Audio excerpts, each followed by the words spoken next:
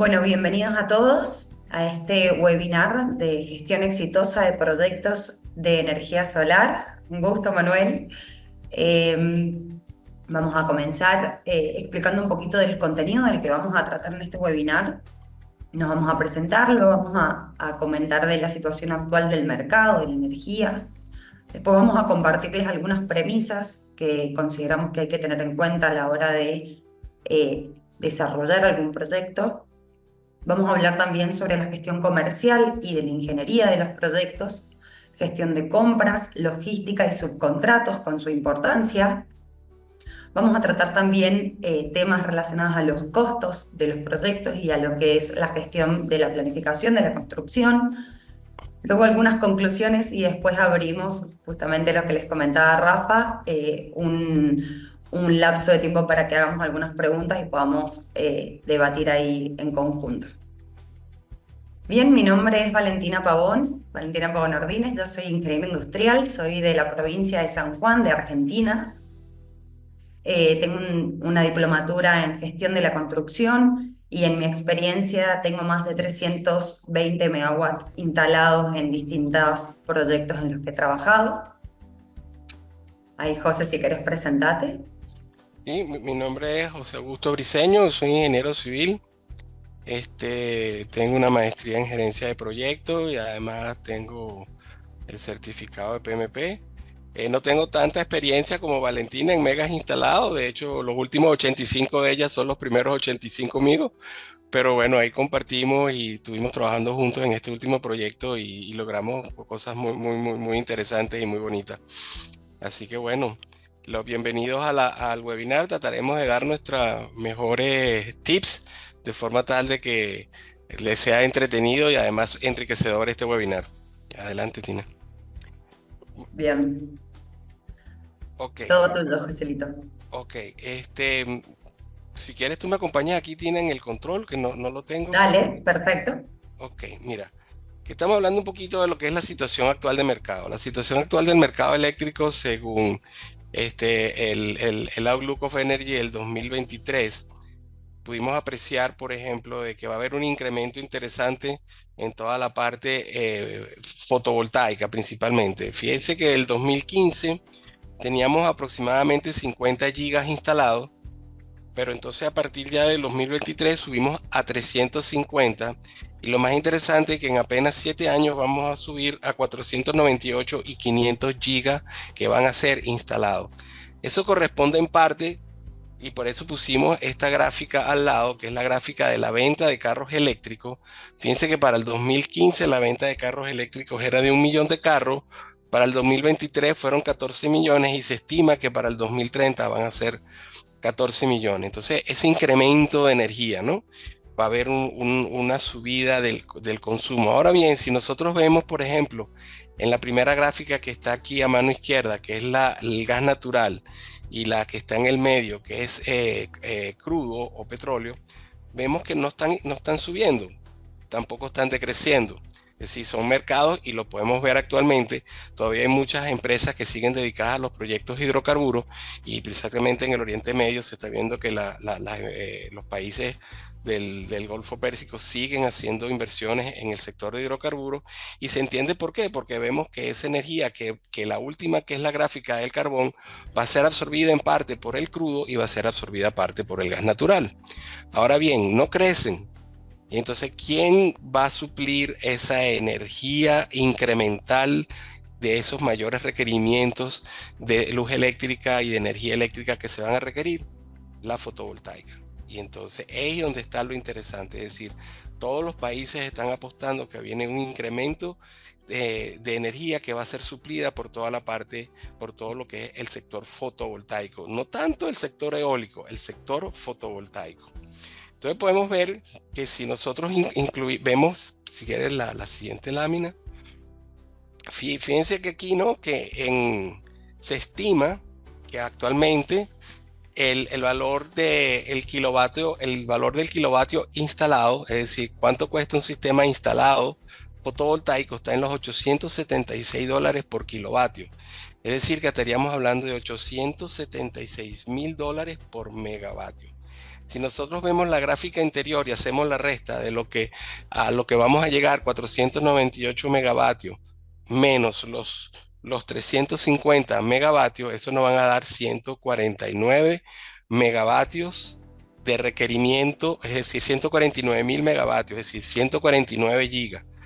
Pero como lo tenemos en megavatios y a 876.000 dólares el megavatio, tenemos que entonces son 130.524 millones de dólares que se van a necesitar en 7 años para poder llegar al consumo de los 498 gigavatios. Interesante, es decir, vemos que esto es un negocio importante donde va a haber unas inversiones muy significativas. Entonces, si somos eficientes, si somos unos emprendedores eficientes o si somos unos contratistas eficientes, nosotros vamos a obtener muchísimo más oportunidades de poder participar en este mercado.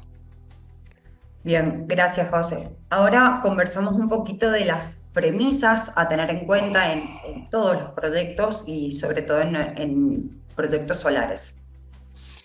Entonces, el primer punto es la estrategia de elección del terreno. La estrategia de eso también depende de en qué país, por ejemplo, queramos poner las instalaciones. Pero supongamos países como Chile, o donde tienen inclusive Colombia en la parte de La Guajira, Venezuela también en la parte de La Guajira y ciertos sectores. Pero si nosotros utilizamos, por ejemplo, el sistema del mercado europeo, de la Unión Europea, que es el PVGIS, nosotros podemos ver cuáles son los sectores que tienen mayor irradiación solar. Entonces podemos ver que el primer punto que tenemos que ver es la irradiación solar, que eso nos va a permitir calcular las olas solar pico que van a estar incidiendo sobre los paneles y van a estar haciendo la producción de energía eléctrica. Pero para que estos proyectos sean rentables y sean interesantes, no solamente tiene que haber una buena irradiación solar, sino también tienen que estar cerca de sitios de distribución o cerca de subestaciones de distribución, de manera tal de que no haga muchas inversiones en líneas de transmisión y que tenga también buenas vías de acceso. Es decir, que a pesar de que podamos utilizar sitios relativamente apartados, tiene que haber por lo menos ciertas cercanías con los centros de distribución para nosotros conectarnos a la red del sistema eléctrico y a su vez nosotros tener buenas vías de acceso porque son muchos los materiales que van a entrar dentro de la obra y necesitamos de alguna manera que podamos llegar con esos materiales y equipos al sitio donde se va a ejecutar la obra de forma tal de que nosotros podamos tenerlos y accesarlos al momento que se necesiten. Una de las cosas que también forma parte de las premisas del proyecto, y en esta parte son tips, pero que esta parte la hace mucho la gente de desarrollo o la gente comercial de las empresas, pero una de las cosas importantísimas también como premisa son la parte de los permisos. Si ustedes quieren agarrar un banco para que lo financie, lo primero que le van a pedir los bancos son los permisos. Entonces, los permisos son importantísimos. Permisos de construcción, permisos sanitarios, permisos, todo lo que es la parte ambientales. Los permisos ambientales son importantísimos. Eso, de repente ustedes van a colocar una línea de transmisión y resulta que justamente donde ustedes están pensando poner la línea de transmisión es un santuario de aves donde ellas anidan una vez al año. Entonces ya saben que por ahí no puede pasar la línea de transmisión.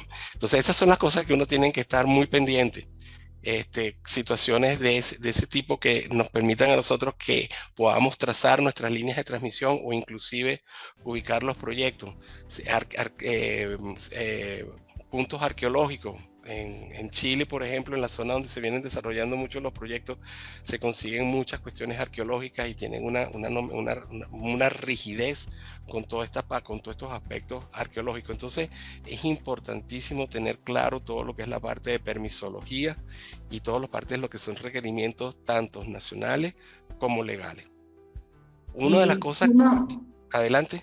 perdón, José, que te interrumpo, No, pero no, adelante. para aportar otra cosita más, sabemos que si uno no tiene los permisos aprobados, no se puede dar inicio a lo que es la construcción de los proyectos. Entonces, es muy importante manejar de forma eficiente los permisos, tener un buen control, un buen análisis, cercanía con las autoridades, Ujú. que haya una buena relación con las autoridades para que esto no sea un impedimento, sino que permita que el proyecto se siga ejecutando en el periodo y en el plazo que se ha planificado. De vez en cuando visitar al alcalde es una buena práctica, se lo digo. Darle una vueltica al alcalde, decirle que está el proyecto, invitarlo a ver el proyecto, son buenas prácticas y además le dicen, mira lo que estamos haciendo en el desarrollo, que estamos aprovechando para fomentar aquí el trabajo dentro de la zona. Y los alcaldes agradecen eso. Así que hay una buena sinergia que se pueden hacer directamente, ¿no? Otra de las cosas, por lo menos en Colombia, que es muy importante, son las cosas es la parte de lo que es la consulta previa. En Colombia eso es importantísimo, en otros países, en Chile también es importante. Hay que ver cuál es lo que en cada uno de los países, pero la consulta previa es que inclusive uno no puede aprobar el proyecto, o el proyecto no es aprobado hasta que las comunidades no le dan el visto bueno. Eso es lo que se llama la consulta previa. Entonces, fíjense, lo importante es que tener una buena relación con las comunidades. Nosotros aquí tratamos de llevar en los proyectos que hemos estado participando, siempre tenemos lo que se llama la política de ser el buen vecino. Vemos en qué los podemos ayudar, buscar opciones de trabajo a las comunidades, inclusive, como le dije, yendo a las alcaldías y fomentando pues que nosotros vamos a iniciar un proyecto para que entonces la ferretería, los hoteles, los posades, las personas que hacen venta de alimentos puedan participar dentro de los requerimientos que se necesitan en un proyecto, que son principalmente agua, alimentos, combustible, hospedaje, una cantidad de servicios que pueden ser prestados por la comunidad. Inclusive en el caso de nosotros, la comunidad era la que se encargaba de hacer el riego de todas las vías internas que eran en terreno abierto, es decir, que eran en tierra, y entonces para que no se levantara el polvero, pues teníamos que todos los días pasaba un camión de la comunidad y hacía la irrigación de las vías. Entonces ese es el tipo de, inclusive todos los servicios de limpieza, contratistas inclusive para el manejo de desperdicio, una cantidad de servicios que nos prestaron las comunidades, porque se fomentó esa unión junto con todo lo que es la parte de las localidades, de ver el beneficio que el proyecto traía. Entonces es muy importante hacer una buena relación con las comunidades, tener la política o el vecino, y como manifestaba ahorita Valentina, esa relación con las fuerzas vivas de la zona. Sí, y otra cosa también a tener en cuenta, cuando uno no tiene una buena relación con las comunidades, o por ejemplo, me ha pasado en la experiencia que tengo, por ejemplo, había una acumulación de camiones en el ingreso del proyecto, lo que afectaba al ingreso de una de las comunidades cercanas que había en el proyecto y generó que hicieran como una huelga, no solamente en la alcaldía de la zona donde estaba el proyecto, sino también en la puerta, en la zona de ingreso al proyecto, y tuvimos retraso gracias a Dios pudimos resolverlo y lo solucionamos, pero un día de trabajo fue casi perdido producto de afectar a las comunidades. Entonces, esto hay que tenerlo siempre en constante, tiene que estar vivo esto, no es algo que uno gestiona permisos, realiza los primeros aportes y luego se borra, no, es activo durante todo el desarrollo del proyecto. Bueno, después hablando un poquito de lo que es el equipo de proyecto, es importante también considerar tener un equipo de alto desempeño, con compromiso, con objetivos claros, que esté alineado a los objetivos que tiene el proyecto, con un buen liderazgo dentro de lo que es la dirección de proyecto. Eh, Nos ha pasado también en otras oportunidades que tuvimos que ingresar en un proyecto en el que tenía mucho retraso, justamente para minimizar el mismo, y nos topamos que tuvimos que trabajar con un equipo que venía no muy bien, no con mucha sinergia de trabajo. Entonces hubo un choque cultural y de formas de trabajo importante, por lo cual, gracias al líder de proyecto que teníamos, al director, se logró generar una buena comunicación. Él fomentó la comunicación activa, fomentó la unión de los equipos, la colaboración de las áreas y logramos reducir casi al 100% lo que era el retraso que tenía el proyecto gracias a la colaboración del equipo, porque generó colaboración con el dueño del proyecto, con los subcontratistas. Entonces es muy importante también tener un equipo de trabajo que trabaje en conjunto. Y otro tema a comentar es los procesos y los procedimientos tienen que ser claros, tienen que ser efectivos, tienen que hacer que todas las personas que participan y todos los entes que participan en el proyecto tengan claridad de cómo trabajar en el mismo. Entonces, es una guía que le da a todos los proyectos para la ejecución más eficiente del mismo en todo el periodo del proyecto. Eh, Bien, Un punto importante antes de pasar, fíjense cuando no, una cosa tan tonta, ¿no? De no tener los procesos claros, es que si uno, por ejemplo, va a generar los archivos del manejo de documentos, y entonces resulta que hay 3 o 4 proyectos que se están manejando en la misma organización de manera simultánea.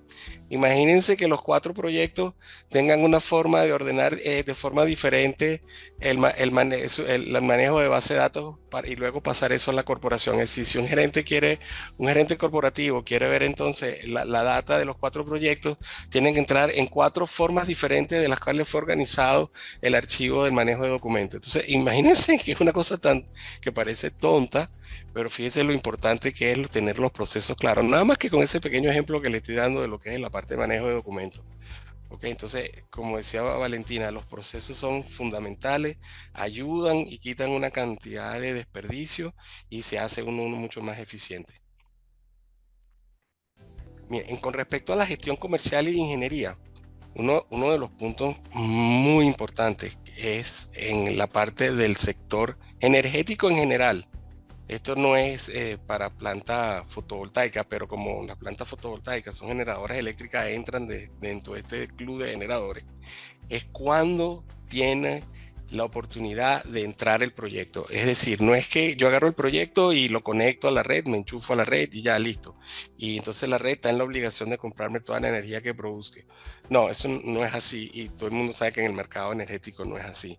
Pero, ¿dónde es el momento de entrar? Bueno, el momento de entrar es cuando se ve en las proyecciones, en las proyecciones de los pronósticos de crecimiento de energía, cuándo es el mejor momento de yo entrar con mi proyecto en el cual los competidores que están generando energía no tienen la capacidad para poder suplir esta energía y no hay proyectos alrededor que estén en la misma fecha de entrada que yo. Entonces ahí es donde uno se fija la fecha. Es como casi que lo primero es casi como hacer una planificación backward. Primero fijo la fecha de entrada y después verifico si mi proyecto le puedo llegar a pegarle esa fecha. ¿Por qué? Porque esa es la ventana de tiempo que me va a maximizar la producción de energía y por supuesto maximizar los ingresos. Entonces es muy importante fijar la fecha de ingreso del proyecto, porque eso es lo que va a fijar la planificación y va a planificar todo ese desarrollo. Y ahí es donde se genera el compromiso de suministro de energía. Una vez que se tenga la fecha, entonces uno va, hace su análisis, su caso de negocio, ve que el proyecto es rentable, puedo entrar en esa ventana de tiempo. Y ahí es donde yo me voy a tratar de ubicar y es cuando hablo con los organismos del CEN en el caso de Chile, la CREC en el caso de Colombia, y nosotros agarramos y formalizamos nuestro ingreso. El punto es que cuando formalizamos el ingreso, también formalizamos que nosotros vamos en esa fecha a empezar a inyectar electrones en la red. Por lo tanto, si no lo hacemos, cualquiera de estos organismos gubernamentales no solamente que vamos a perder la oportunidad de entrar en esa ventana de tiempo, sino que además vamos a tener penalizaciones. Por eso es muy importante tener claro cuál es la fecha y si le puedo llegar a alcanzar a la fecha con mi proyecto. claro. Justamente en esta etapa temprana, que es la etapa más bien comercial, la ingeniería del proyecto se encuentra en una etapa de desarrollo básico o de estudio.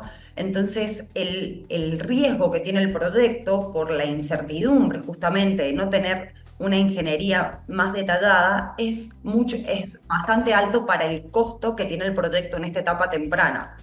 Entonces, si nosotros trabajamos en un buen desarrollo de la ingeniería básica y luego de detalle en una etapa temprana, reducimos la incertidumbre y reducimos el riesgo para las siguientes etapas del proyecto.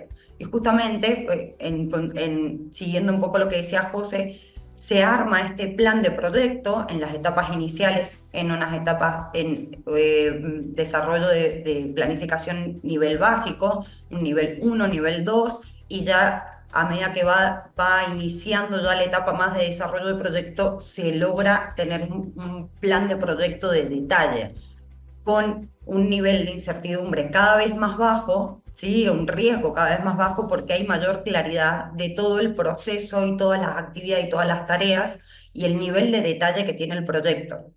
Bien, entonces, fundamental en un principio, en la etapa temprana, tratar de trabajar con la mayor claridad posible sobre la ingeniería que va a tener el proyecto.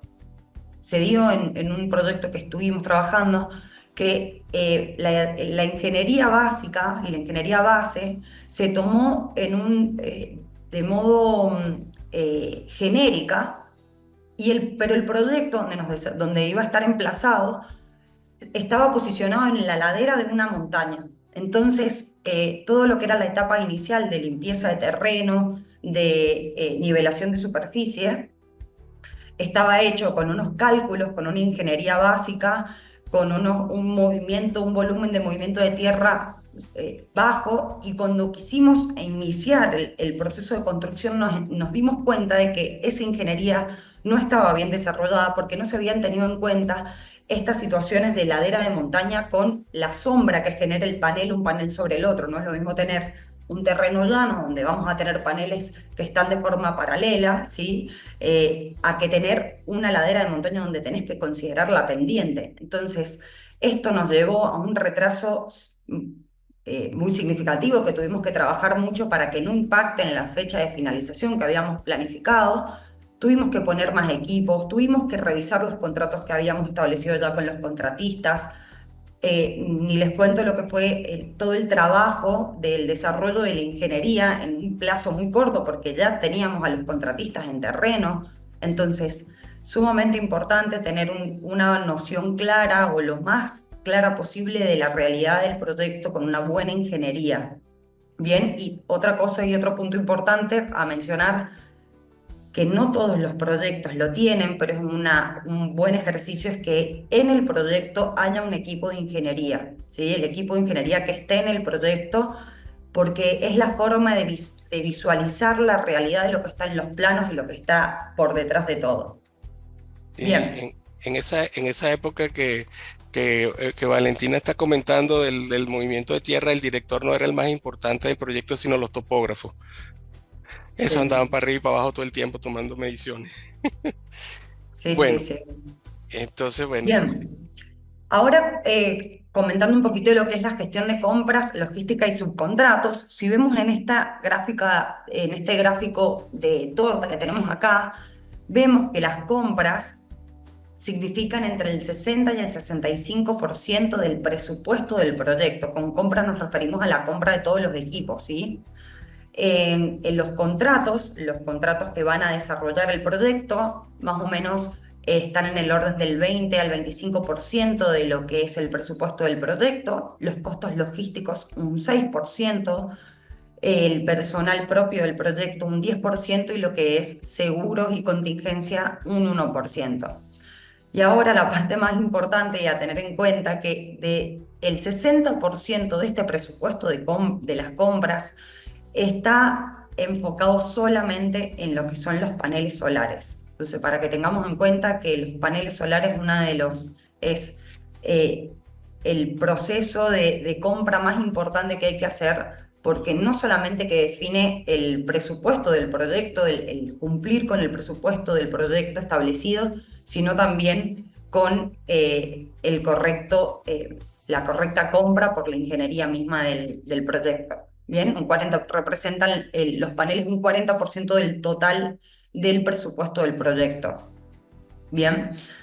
En lo que son compras, en la que es la gestión de compras de abastecimiento, uno de los indicadores más importantes a tener en cuenta son los tiempos de entrega de los long lead items, que son los equipos de mayor tiempo de entrega, como son los paneles, como es el switchgear, como lo es los trackers, ¿sí? Los trackers que es donde va sostenido el panel, los equipos de alta tensión o de media tensión, el transformador de media tensión que va a tener el proyecto, todos estos equipos tienen un periodo de fabricación prolongado, entonces se tiene que definir con anticipación, se tiene que hacer un buen proceso de compra, ¿sí? Porque justamente puede afectar en la fecha de ejecución del proyecto.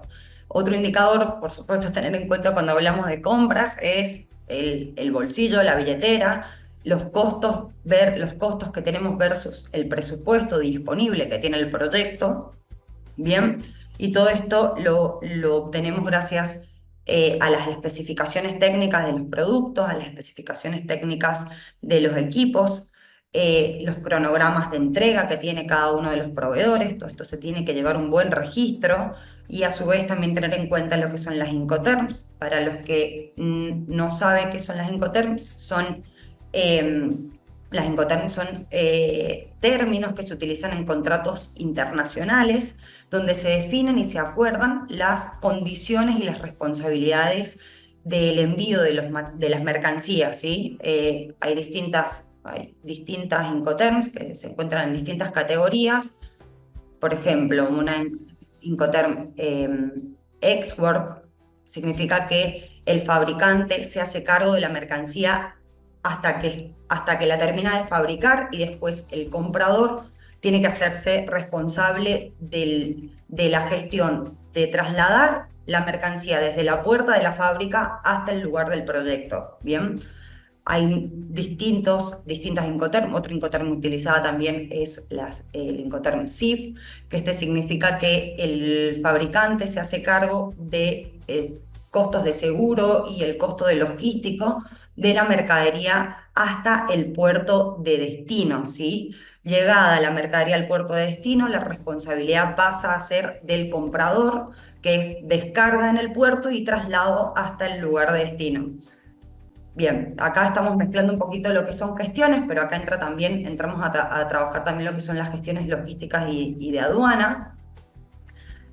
Uno de los indicadores importantes a tener en cuenta es el OTD, que es el On-Time Delivery. Este indicador nos va dando, este indicador se completa con información del estado de fabricación de los materiales, el estado de las pruebas que se hacen en fábrica de los equipos, el estado del envío de los equipos para saber justamente tener la menor incertidumbre posible o la mayor certeza del estado y la situación real que tienen las mercancías que tienen que llegar al proyecto para su instalación.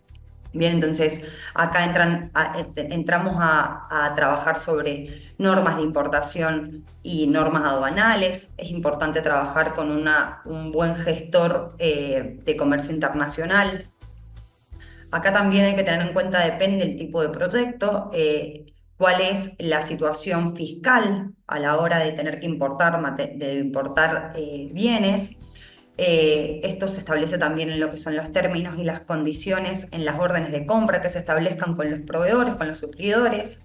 Y bueno, y las condiciones, otro punto importante a ver acá en lo que es la gestión logística son los términos las condiciones de transporte y las condiciones de las carreteras. Por ejemplo, se puede dar que el proyecto se encuentre emplazado en una zona que hay que atravesar, todo un proyecto interno que no tenga un tratamiento superficial bien hecho, y eso directamente a veces afecta a que los camiones no puedan ingresar a dejar la mercadería en el proyecto, la mercancía. Entonces, hay que hacer todo un trabajo logístico previo de las vías internas del proyecto, la ruta que tienen que seguir los camiones para poder llegar desde el puerto o desde la zona de fabricación hacia el proyecto. Todo esto se tiene que hacer previamente para poder tener volvemos siempre a lo mismo, la mayor certeza de lo que tenemos, de lo que se va a venir y poder trabajar en buenos términos para no ver afectada la fecha de finalización del proyecto. Y después hablando un poco de lo que es los contratos de construcción y contratos de servicio, que son los subcontratistas que van a desarrollar el proyecto, o uno si es subcontratista, eh, siempre se trabaja, o generalmente se busca el mejor contratista al menor costo posible. Hay que hacer un buen análisis, una buena comparativa técnico-económica de los contratistas que hay disponibles, ¿sí? Pueden haber muchos contratistas, pero si se están desarrollando en paralelo muchos proyectos, es probable que la oferta de contratistas no sea muy alta, entonces se tenga que hacer un análisis riguroso de estas distintas alternativas que podemos llegar a tener. Bien, una de las formas de poder de tener una buena comparativa es con un buen registro de contratistas en la base de datos, es decir, que para poder inscribirse y para poder registrarse en el proceso licitatorio, que tengan que aportar sus estados financieros, que tengan que aportar su experiencia, que tengan que aportar el organigrama que tienen. Entonces, tener claridad de los distintos contratistas que están, con los que podemos llegar a trabajar. Otro dato importante es honrar los contratos firmados. Esto nos referimos a que lo que se establece en el contrato se tiene que tratar de cumplir por ambas partes. Un compromiso asumido, un compromiso que se tiene que buscar la forma de siempre cumplirlo en tiempo y forma para que no se vayan afectadas las partes. Justamente el punto que viene abajo de minimizar conflictos o litigio. Conflictos en los proyectos siempre hay, eso lo sabemos, pero hay que tratar de minimizarlo lo mayor posible. Esto se logra también con un contrato claro, con los alcances bien definidos, con las responsabilidades bien definidas. Entonces, la gestión de los contratos y de justamente el buen trato con los contratistas hace al buen desarrollo del proyecto. No queremos dejar de mencionar acá hablando un poco de lo que es los contratos de construcción, la importancia que tienen los primeros contratos que se tienen que definir, los primeros contratistas que tienen que ingresar al proyecto, como lo es el contratista que va a que ofrezca el servicio de seguridad, ¿sí? Porque empiezan a entrar camiones, empiezan a entrar subcontratistas y van a haber maquinarias. Van a haber contenedores con maquinarias, con herramientas adentro, con computadoras, entonces se tiene que tener una buena gestión de la seguridad en los proyectos. Eh, Acá hay que tener en cuenta que estamos hablando de proyectos, parques que son hectáreas, no sé, 10, 12, hasta 100, 200 hectáreas, entonces hay que hacer una buena estrategia para tener garitas en distintos puntos del proyecto, ver cuáles van a ser las vías de acceso y la entrada del ingreso de los camiones, el ingreso de los vehículos. Con esto también otro contrato importante a tener en cuenta al inicio parece una tontera, pero es cierto que puede afectar, puede perjudicar mucho el proyecto, es el contratista que haga el cierre perimetral del proyecto, ¿sí? El cierre perimetral y las puertas de ingreso. Cuando vos no tenés delimitado el proyecto, cualquier hijo de vecino puede entrar al proyecto y puede sacar lo que quiera porque lo ve enfrente. Entonces, uno de los primeros, uno de las primeras desarrollos que se tiene que hacer es la construcción del cerco perimetral. Y José, sé que vos acá tenés también mucho para aportar porque trabajaste muchísimo con estos dos contratistas a la hora en el último proyecto. Y sí, lo que mencionaba, un puntico claro que es típico de los proyectos solares y Valentina hizo mucho hincapié en el buen estado de las vías, porque no, como sabrán en los proyectos nosotros trabajamos en caminos de tierra o caminos destapados, pero muy particularmente tienen que estar en buenas condiciones porque los paneles vienen generalmente en contenedores y en esos contenedores si se hace un movimiento brusco los paneles se pueden romper. Entonces lo que menos queremos nosotros es que los paneles se nos rompan. Y entonces, por eso, hay sitios donde los accesos son bastante difíciles. Entonces, como decía Valentina, los accesos y la calidad de los accesos y la distribución y los caminos internos no es que estén en su última etapa final, pero sí tienen que estar en unas buenas condiciones para el momento que nosotros vamos a empezar a poner los paneles en obra y distribuirlos en obra para minimizar el traslado de paneles dentro de la obra. Tratar de dejarlos en los sitios donde se van a distribuir para su instalación.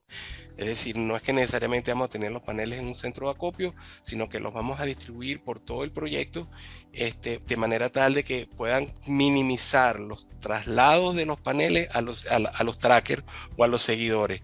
Entonces, para eso, para poder hacer esa distribución, dos cosas importantes que mencionó Valentina. Uno, buenas vías de comunicación, y segundo, cerco perimetral.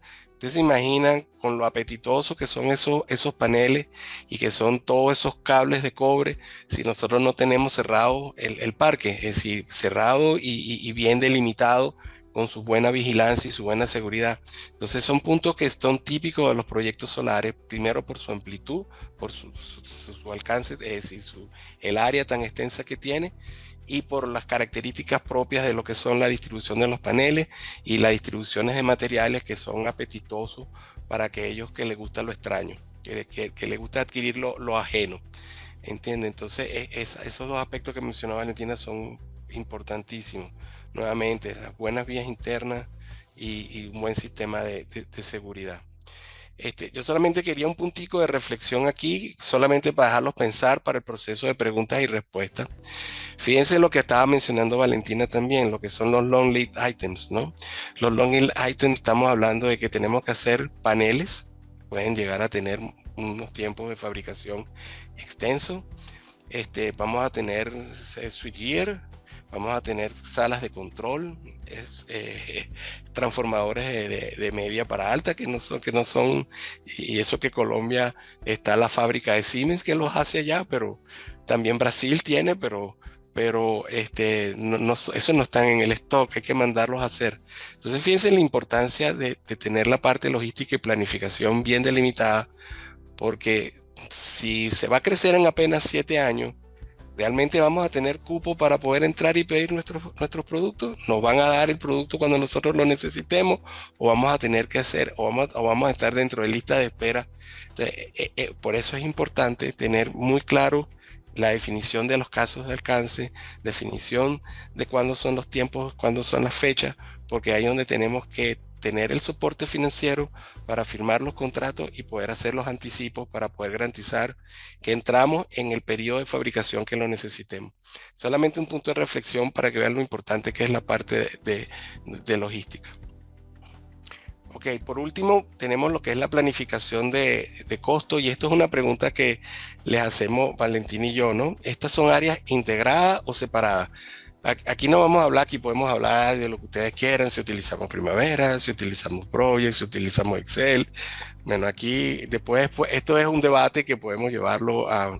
Pero aquí lo que nos pareció que es interesante como un tips desde el punto de vista de negocio y de gestión, es llevar si estas dos áreas, lo que es la área de planificación y el área de costo, deben estar integradas o deben estar separadas. Bueno, el Pulse of the Profession del PMI del 2021 dice que hubo un aumento de la probabilidad de éxito en aquellos proyectos donde del 28%, donde aquellas dos áreas fueron integradas. Inclusive McKinsey, que es una consultora importante, dice que tuvieron un aumento del rendimiento en un 15% cuando estas dos áreas están integradas. Como todo, tiene sus pros y tiene sus contras. Pero fíjense las ventajas que tiene cuando estas áreas están integradas. Tiene mejor coordinación y comunicación. Se tiene una visión integral para la toma de decisiones. Es decir, es un apoyo directo a la gerencia porque estamos hablando simultáneamente de plan y de costo. Reducción de duplicados de reporte porque solamente un solo sistema integrado le está dando los reportes simultáneamente, un solo reporte tanto para costo como para planificación. Es una respuesta rápida a los problemas porque tenemos los dos mundos, tenemos el mundo de planificación y el mundo de costo, no andan de manera separada. No es que yo haga una solución y de repente, pero no contabilicé si hay o no hay dinero en el presupuesto, si la partida presupuestaria tiene suficiente dinero como para cubrir esa solución que se está aportando. Entonces no se tiene esa comunicación, por eso la integración consideramos que es muy importante y la información es compartida, porque cuando están separados puede inclusive generarse situaciones de que la información no es comunicada. La gente de costo maneja costo y la gente de planificación maneja planificación y no hay comunicación. Entonces, ¿cuál es la desventaja? Es que puede haber una falta de efectividad porque estamos manejando dos áreas. Puede haber una falla de enfoque específico y detallado, pero eso es cuestión de la gerencia, de definir muy bien de poner todo lo que es un enfoque claro hacia la parte de costo y hacia la parte de planificación, específicamente porque se puede originar cuando no estén muy claros los roles y las responsabilidades. Ahí es donde hay que poner cuáles son los roles y cuáles son las responsabilidades y cuáles son lo que tiene la descripción y las actividades de cada descripción de puesto para que se pueda dar esa integración. No se puede haber duplicación de esfuerzo cuando están separados, ¿ok? Y cuando están juntos puede que haya una sobrecarga de trabajo y eso hay que tener mucho cuidado porque cuando los proyectos son pequeños, entonces, y se puede acumular eso en una sola persona, se puede originar una sobrecarga de trabajo. Entonces hay que tener mucho cuidado con esa parte. Los proyectos grandes y complejos se pueden manejar de forma separada, no obstante se recomienda que haya mucha comunicación, precisamente porque son grandes, se van a manejar muchísima data y al manejar muchísima data pues justifica el tener entes separados, pero deben haber una comunicación y una integración en estos dos. Tiene que haber una estructura, si la estructura organizacional es flexible, permite que esta integración se dé o por lo menos haya fluidez en la comunicación. Importante que la cultura empresarial de colaboración y comunicación eficiente, es decir, que dentro de la empresa se fomente la comunicación y el cambio de información, es decir, que se dé ese flujo de información tanto de los planificadores como los de costos para poder hacer soluciones técnico-económicas adecuadas. Y en caso también es posible que sean soluciones híbridas, es decir, que podemos tener situaciones en que podemos tener, a pesar de tener proyectos pequeños, podemos tenerlos separados, pero a lo mejor proyectos grandes los podemos tener juntos. Lo importante es que no importa cómo lo tengamos, que tengamos los procesos, los roles bien definidos y que se dé ese proceso de comunicación para que en todo momento cualquier aporte de costo tenga por detrás una planificación o cualquier punto de planificación tenga por detrás el soporte de costo. Claro, y sumando un poquito ahí, José, a las recomendaciones, Mm, sabemos que en los proyectos los costos o el presupuesto del proyecto y la planificación son dos de los pilares más importantes del proyecto y que marcan el éxito o el fracaso del mismo. Si uno no cumple con el presupuesto y cumplís en tiempo, no has tenido éxito, y si uno cumple en tiempo, pero te excediste mucho el presupuesto, tampoco tuviste éxito. Entonces, cuando uno maneja o cuando uno tiene un área que te aporta toda la información integral de lo que son costos y construcción desde un punto de vista y desde un enfoque unificado, permite que la toma de decisiones sea mucho más rápida, que sea mucho más clara y que haya, justamente para la dirección, pueda tomar decisiones con información coherente y que converse uno con otro. Entonces, a ver, como ha pasado y como en varias oportunidades me ha pasado que, por ejemplo, el área de planificación define que cierto contratista tiene que arrancar con los trabajos en tal fecha, pero el área de costos le informa al contratista de que le va a retrasar los pagos durante un mes por un tema de falta de financiamiento. Entonces, el contratista retrasa su trabajo un mes porque sabe, porque el área de costos del mismo proyecto le informó que le iba a retrasar el pago y afectó la planificación. Entonces, cuando toda esta información se maneja en un solo lugar, estas cosas y estos problemas no pasan. Entonces, este es un ejemplo, pero hay un montón y creo que cualquiera puede hacer un análisis de toda la información que involucra y la buena información que se tiene cuando uno maneja todo esto de forma integrada. Entonces, sí, por supuesto que se tiene que tener mucho más coordinación en el equipo, tiene que haber claridad en las responsabilidades, en la claridad en los roles. Entonces, pero bueno, es un buen ejercicio y una buena gestión unificar estas dos áreas y manejarlas como un área integral. Bueno, esa es la recomendación. Eh, Bueno, ahora entonces un poquito ya las conclusiones, ya estamos a unos minutitos de que se cumpla ya la hora de finalización, así que José, si querés, empecemos. Bueno, la primera conclusión, y esto es parte también de una especie de, como de catecismo, digámoslo así, es que estoy tratando de predicar que los proyectos son un negocio. No importa el proyecto, hay que verlos como un negocio, en el sentido de que tienen fechas de entrega y esas fechas de entrega son para poder cumplir con una rentabilidad prometida. Es decir, hay que cumplir con la fecha, el costo, honrar los contratos para así garantizar la rentabilidad. ¿Y por qué es importante garantizar la rentabilidad? Porque eso es lo primero que se fijan los bancos. Los bancos no están preocupados por supuesto que están preocupados si el desarrollo de la ingeniería fue adecuado y todo, pero ellos lo que están más preocupados es con la fecha de inicio del proyecto. ¿Por qué? Porque es cuando empiezan los ingresos del proyecto y es cuando saben que vienen los procesos de repago.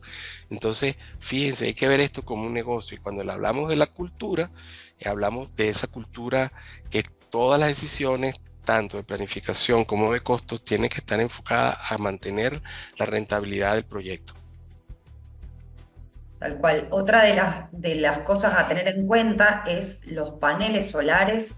Son el 40% del presupuesto del budget del proyecto, entonces hay que ser muy eficiente en la gestión de todo lo que involucre, cualquier gestión que involucre un panel solar, hay que tomarlo con pinzas y hay que darle la importancia que tiene ese proceso. Mira, como lo mencionó Tina en la premisa, los procesos y procedimientos fundamentales son adecuados, transparencia y visualidad de respuesta.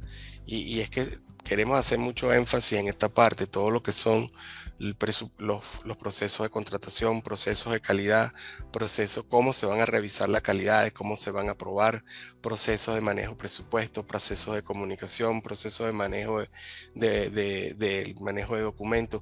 Fíjense todas esas cosas que pareciera que son sencillas, no lo son, y se ponen sencillas es cuando nosotros tenemos los procedimientos, los procesos y los procedimientos bien definidos.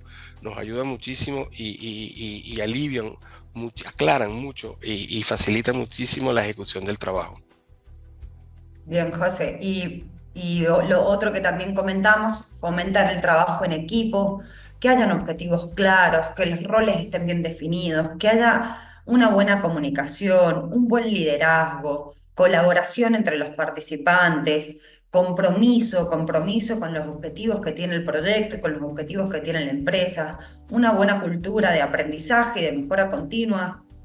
No todo el mundo nace sabiendo, nadie nace sabiendo, entonces siempre hay cosas para mejorar, siempre hay cosas para aprender. Lo bueno es tener la intención y tener ese espíritu de aprendizaje permanente y continuo. Bueno, Bien. antes que todo, Valentina, no sé si quieras dar un agradecimiento antes de empezar en el proceso de preguntas y respuestas. Sí, agradecido a todos los que han podido participar y a los que se han unido. En breve vamos a estar dando otro webinar, probablemente de lo que es gestión de planificación de proyectos, así que también para que lo tengan en cuenta y para que estén atentos a las redes. Rafa, gracias también por darnos este lugar, gracias al instituto por darnos la posibilidad de estar acá con José. Y bueno, José, también si vos querés comentar algo. No, bueno, darle las gracias a todos los que participaron en el webinar y tratamos de hacer de una manera digamos así, humilde de poder dar estos buenos tips que ya pasamos por ahí y a veces esas lecciones aprendidas no se tienen, entonces tratamos de hacer llegar estas lecciones aprendidas que nosotros hemos obtenido a través de la ejecución de estos proyectos como unos tips para mejorar la eficiencia. Nuevamente agradecido a Rafa por la oportunidad que nos dio el instituto de presentar este webinar y bueno, queda abierto el proceso de Ujú. la parte de preguntas y respuestas. Muy agradecido por su participación y en próximas oportunidades estaremos otra vez con ustedes con algún tópico.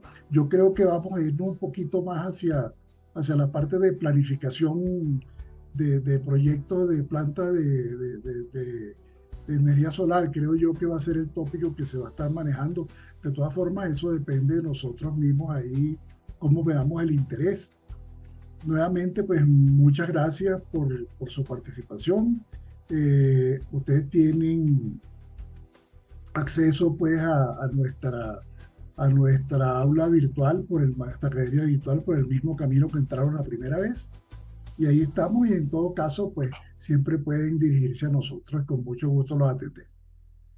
Muchas gracias entonces Gracias, gracias a todos por su cuídense. participación, gracias Lorenzo por tus palabras y bueno, ya tienen también nuestros contactos, se comunican con Rafa cualquier consulta que tengan o cualquier necesidad y vamos a estar también avisándoles de el próximo webinar que estemos dando. Ujú. Bueno, muchísimas Bueno, gracias, ¿verdad?